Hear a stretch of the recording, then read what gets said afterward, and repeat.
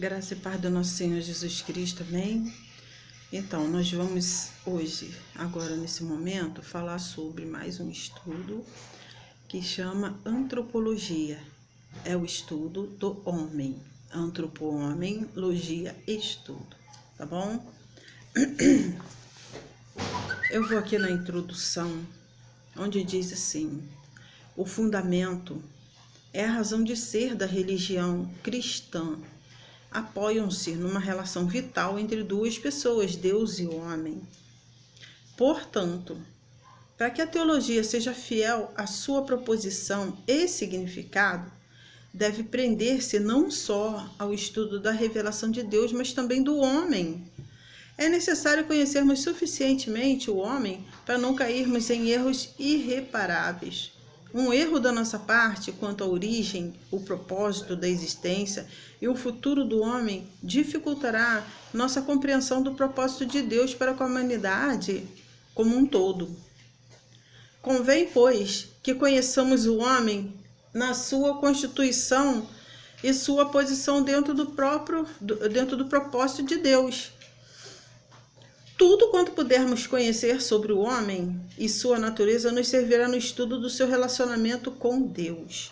Por que essa introdução dessa forma que fala que nós precisamos conhecer o propósito, de Deus com a criação do homem? Porque existem muitas teorias, não cristãs que levam o homem a outros pensamentos que não é da parte de Deus que foi criado o homem. Leva à criação do macaco, ao Big Bang, ao desenvolvimento de bactérias nas águas, à evolução, o evolucionismo, tem o criacionismo e tem o evolucionismo. Então, vocês veem que tem a teoria de Darwin, que o homem nasceu do macaco. Tem outro que já tem a teoria da explosão do Big Bang. Outro já fala sobre bactérias.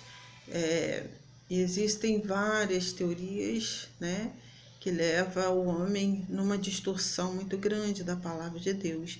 Então, para você entender o propósito de Deus na vida do homem, você tem que conhecer tanto Deus quanto o homem. Você estuda a palavra, e a palavra ela já traz desde o fundamento que o homem ele foi planejado, ele foi projetado, houve uma reunião entre Deus, o Espírito Santo e a palavra na época, e após um concílio eles chegaram a uma conclusão. O que dá a entender é justamente isso: façamos o homem, Então vamos lá. O fundamento, a Bíblia, no livro de Gênesis, apresenta dois relatos da origem do homem harmônicos entre si.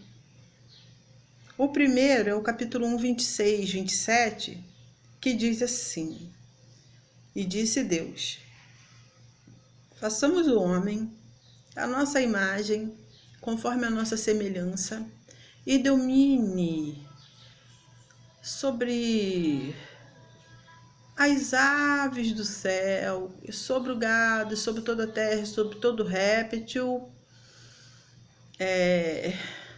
sobre todos os peixes do mar,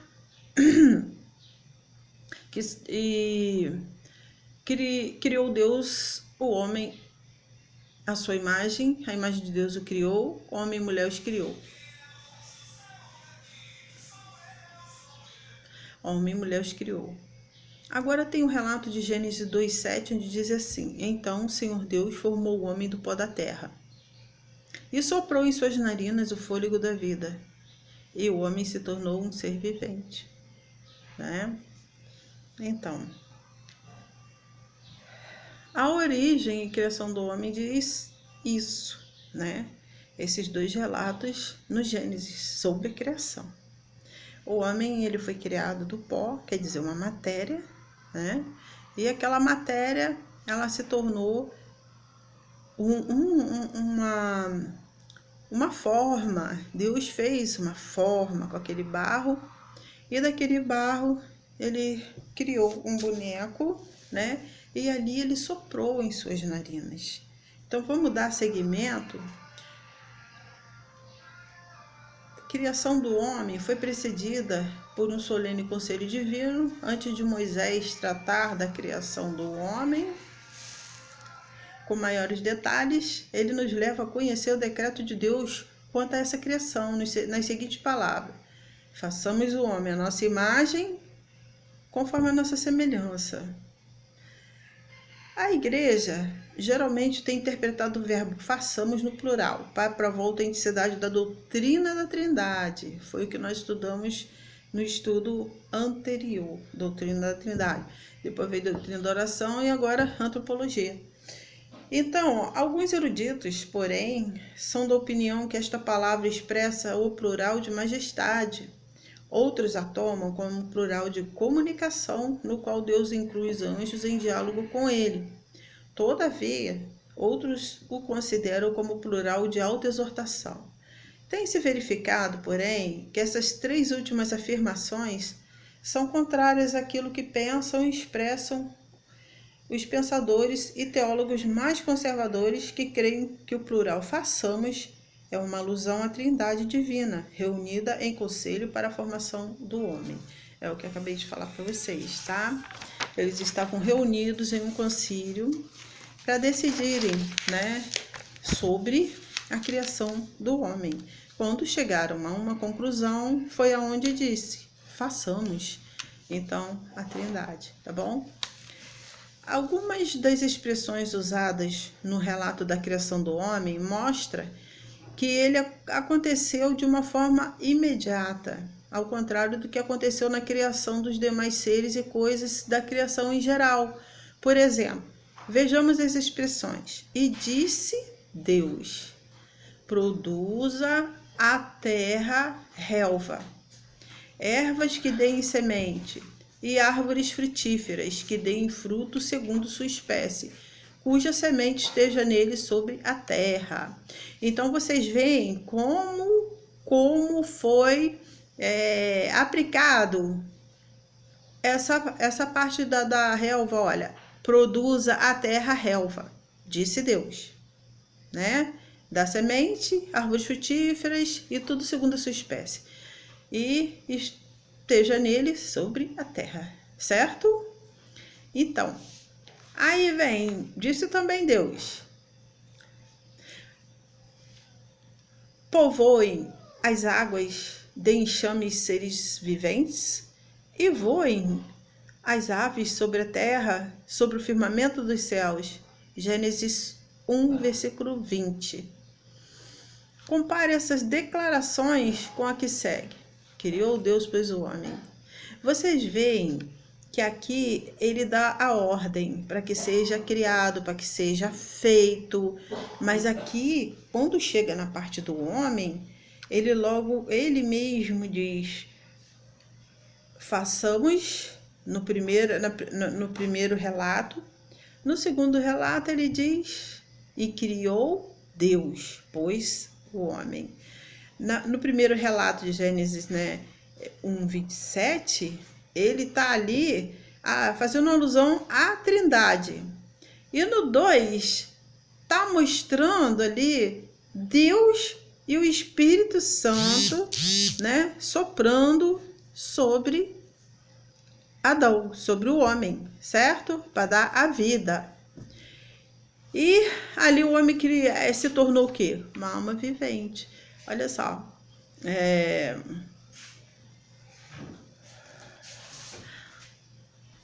O homem foi criado segundo um tipo divino. Com respeito aos demais seres vivos, tais como os peixes, as aves, as bestas da terra, dos mares, lemos que Deus criou segundo a sua espécie. Então, todos eles eram uns iguais aos outros. Eram uns parecidos com os outros, segundo cada espécie.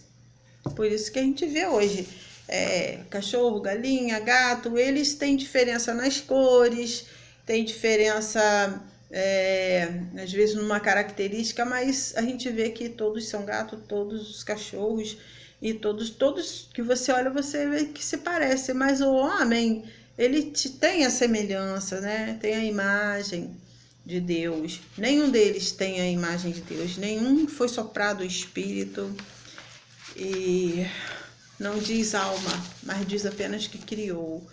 Então, façamos o homem a nossa imagem, conforme a nossa semelhança.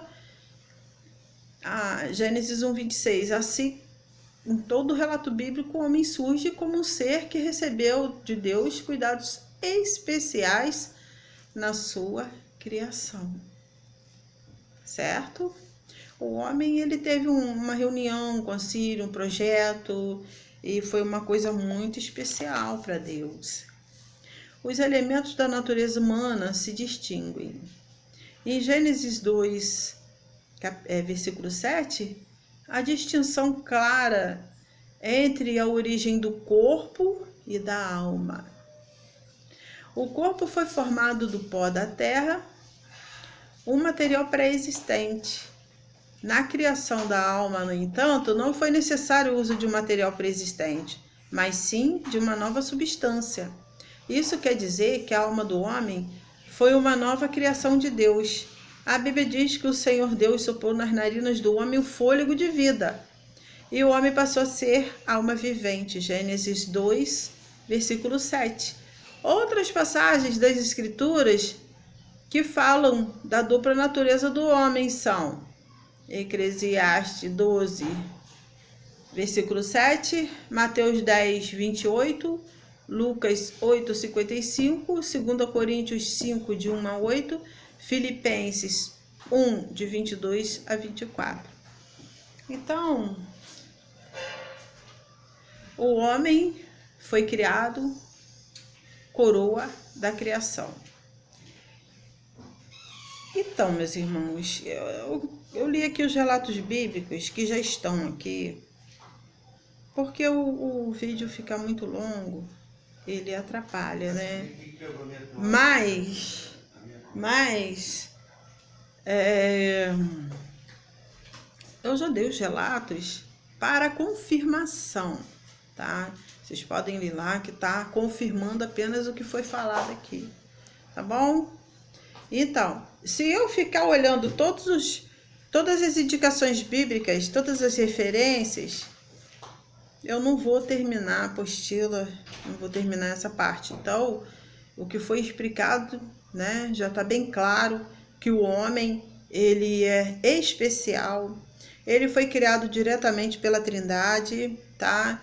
Ele não disse, como disse a palavra, né, povoem as águas de enxames de seres viventes. Só na palavra foi sendo criado as coisas, mas o homem, ele foi criado, né, diretamente por Deus, conforme segundo a sua imagem, conforme a sua semelhança, e vocês veem a diferença. Então, a importância que nós temos na criação. O homem foi criado coroa da criação. O homem é apresentado nas Escrituras como a obra-prima de Deus. Criado o homem, a criação estava coroada. Entendeu? Ele fez toda a criação. E selou tudo com a criação do homem. Fechou.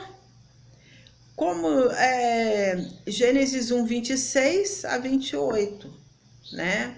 Onde fala sobre a criação do homem. E Salmos 8, de 5 a 8 também.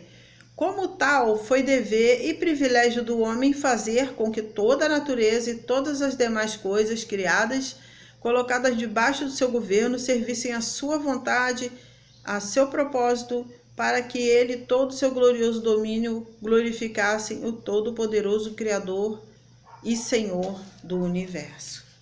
Amém? A natureza do homem. O patriarca Jó parece ter sido o primeiro dos homens mencionados na Bíblia a interrogar acerca do homem. Foi ele quem perguntou a Deus: Que é o homem, para que tanto estimes e ponhas nele o teu cuidado, e cada manhã o visites, em cada momento o ponha à prova. Jó 7, 17 a 18.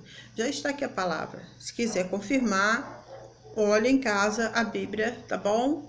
E você vai ver justamente a mesma palavra que está escrita aqui.